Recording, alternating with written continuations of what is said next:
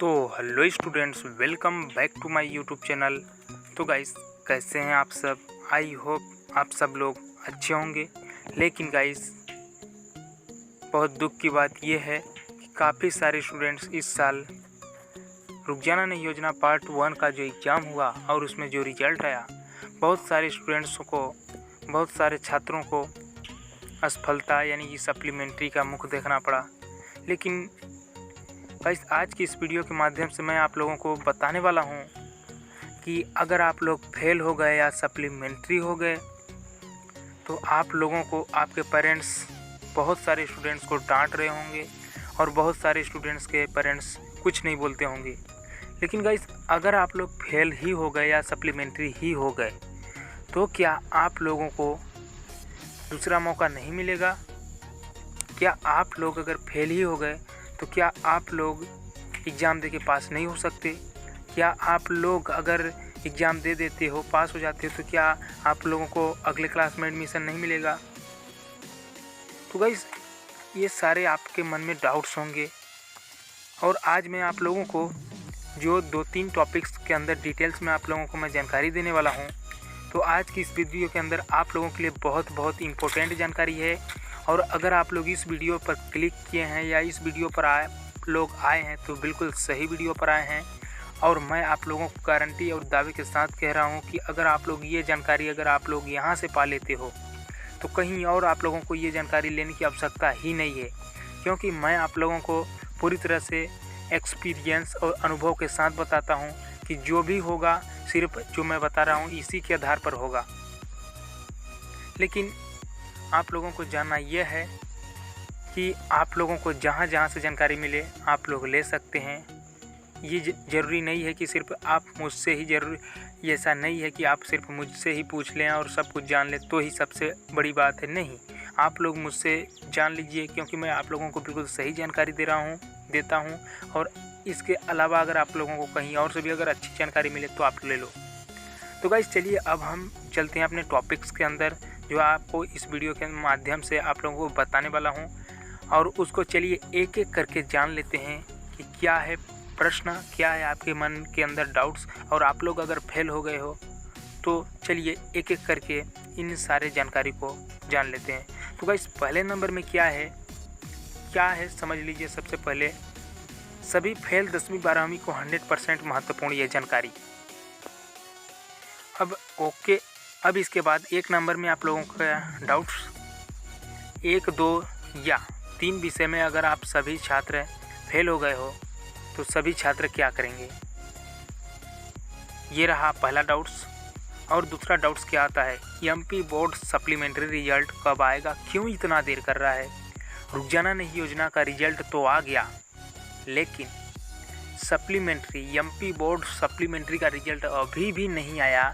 और अभी भी इसकी कोई नोटिफिकेशन जब नहीं आई तो भी भाई कब आएगी, क्यों इतना देर कर रहा है, ये आप लोगों को जानने को मिलेगा। और आप लोगों का लास्ट और अंतिम क्या जानकारी है वो देख लीजिए। फेल छात्र यानी कि रुक जाना पार्ट 2 का फॉर्म भर पाएंगे क्या? अगर जो छात्र रुक जाना नहीं पार्ट 1 में फेल हो गए या सप्लीमेंट्री हो गए तो क्या पार्ट 2 में वो फॉर्म भर पाएंगे? क्या वो एग्ज़ाम दे पाएंगे? तो गाइस, ये रहा आप लोगों का तीसरा और बहुत ही महत्वपूर्ण जानकारी। तो अब चलते हैं, आप लोगों को एक एक करके इन सारे टॉपिक्स के अंदर डिटेल्स में जानकारी एक्सप्लेन कर देता हूँ ताकि आप लोगों का डाउट्स क्लियर हो जाए। तो गाइस, पहले नंबर में आप लोगों का क्या है, 1, 2 या 3 विषय में फेल सभी छात्र क्या करें? गाइस, मैं आप लोगों को एक सरल और सीधा तरीका बताता हूं कि अगर आप लोग 1, 2 या 3 विषय में अगर फेल हो गए तो आप लोग या तो रुक जाना नहीं योजना पार्ट 2 का फॉर्म भर दो, जिससे आप लोग पास हो जाओगे। अगर आप लोग अगर चाह रहे हो कि हम रुक जाना नहीं योजना पार्ट 2 का फॉर्म न भरें तो आप लोग दोबारा यानी कि आप लोग डबल उसी क्लास में पढ़ सकते हो। और आप लोगों को अच्छा यही है कि अगर आप लोग उसी क्लास में अगर आप लोग डबल दूसरे साल भी पढ़ लेते हो तो ये सबसे आप लोगों के लिए बेस्ट है। क्योंकि मैं आप लोगों को ऐसा इसलिए बता रहा हूँ क्योंकि यह आपको ही मतलब कि फ़ायदे के लिए बता रहा हूँ, मुझे इसमें कोई फ़ायदा नहीं है। और आप लोगों का अब चलते हैं दूसरे नंबर टॉपिक्स के अंदर, जो एमपी बोर्ड सप्लीमेंट्री के स्टूडेंट्स होंगे उनके लिए बहुत एक तरह से कह सकते हैं कि बेचैनी हो रहा होगा, उनको एक प्रकार से बहुत दुख लग रहा होगा, टेंशन होगी कि हमारा एमपी बोर्ड सप्लीमेंट्री रिजल्ट कब आएगा, क्यों आखिरकार इतना देर कर रहा है। तो गाइस मैं आप लोगों को बता दूं कि एमपी बोर्ड जो सप्लीमेंट्री का रिजल्ट है वो अभी इसलिए नहीं आ पा रहा है, और इसलिए नहीं आ पा रहा होगा क्योंकि जो आप लोगों को कॉपी चेक करने वाले होते हैं, हो सकता है कि वो आप लोगों का कॉपी चेक अभी पूरी तरह से न कर पाए हों, और हो सकता है ऐसा भी कि एमपी बोर्ड की जो कॉपी होती है बिल्कुल जैसे आप एमपी बोर्ड में एग्ज़ाम देते हैं तो पास होते हैं, तो उसी तरह से सप्लीमेंट्री वालों का भी कॉपी चेक होती है, जिसे टाइम लगता है। उसमें किसी प्रकार की कोई बिल्कुल भी इधर उधर बातें नहीं चलती, आपकी जितना आप लिखोगे उतना आपको नंबर मिलता है, क्योंकि उसकी वैल्यू कुछ अलग ही होती है। तो इस प्रकार से एमपी बोर्ड के जो रिजल्ट है अभी जल्दी नहीं अगर आ पा रहा है तो अचानक आप लोगों का रिजल्ट घोषित होगा, जिससे अगर आप लोग यह जानना चाह रहे होंगे कि कब तक में आ जाएगा, तो गाइस मैं आप लोगों को बता दूं कि चांस बनता है कि आप लोगों का रिजल्ट जो है वो अगस्त तक के अंदर में आ जाए। चांस ऐसा बनता है क्योंकि अगर आप लोगों का रिजल्ट अगस्त के अंदर में ही आ जाता है तो ही आप लोगों को कहीं एडमिशन मिल पाएगी, कहीं आप लोग एडमिशन ले पाओगे।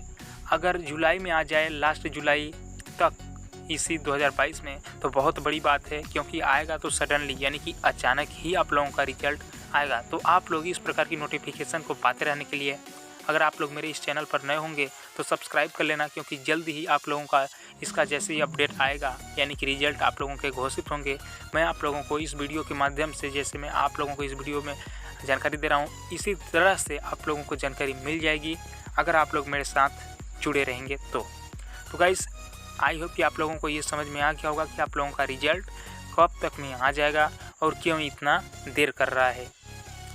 तो इस प्रकार से आप लोगों का रुझाना नहीं एमपी बोर्ड सप्लीमेंट्री के स्टूडेंट्स का डाउट्स क्लियर हुआ होगा। और गाइस अब आप लोगों का जो फेल छात्र हुए हैं, रुझाना नहीं में फेल हो गए हैं छात्र, आप लोगों का लास्ट सवाल आता है कि रुझाना नहीं में जो छात्र फेल हो गए हैं पार्ट 2 का फॉर्म भर पाएंगे क्या। गाइस अगर आप लोग पार्ट 2 का अगर आप लोग फॉर्म भरना चाह ही रहे हो तो भर सकते हो, किसी को कोई दिक्कत नहीं होती, इसमें सभी स्टूडेंट्स पास होते हैं। और आप लोग कोई भी स्टूडेंट्स होगे, आप लोग रुझाना नहीं पार्ट 2 का फॉर्म भर सकते हो। एमपी के अंदर आप लोग होने चाहिए, यानी कि मध्य प्रदेश के अंदर अगर आप लोग हो तो सभी स्टूडेंट्स फॉर्म भर सकते हो, इसकी आप लोगों को कोई दिक्कत नहीं होगी। तो गाइस आई होप कि आप लोगों को ये सारा कुछ मैं आप लोगों को जो भी बताया आप लोगों को ये ऑफिशियल जानकारी है, और अगर आप लोगों को ये सारा कुछ समझ में आ गया हो और आप लोगों को जानकर अच्छा लगा हो, आप लोगों को इससे कुछ इन्फॉर्मेशन मिला हो, तो आप वीडियो को लाइक करें, चैनल पर नए हो तो सब्सक्राइब जरूर करें, क्योंकि इसी प्रकार की जानकारी आप लोगों को इस चैनल पर मिलती रहेगी। तो गाइस आज के लिए इतना ही काफ़ी है, मिलते हैं किसी नेक्स्ट वीडियो में और नई जानकारी के साथ। तब तक के लिए जय हिंद, जय भारत।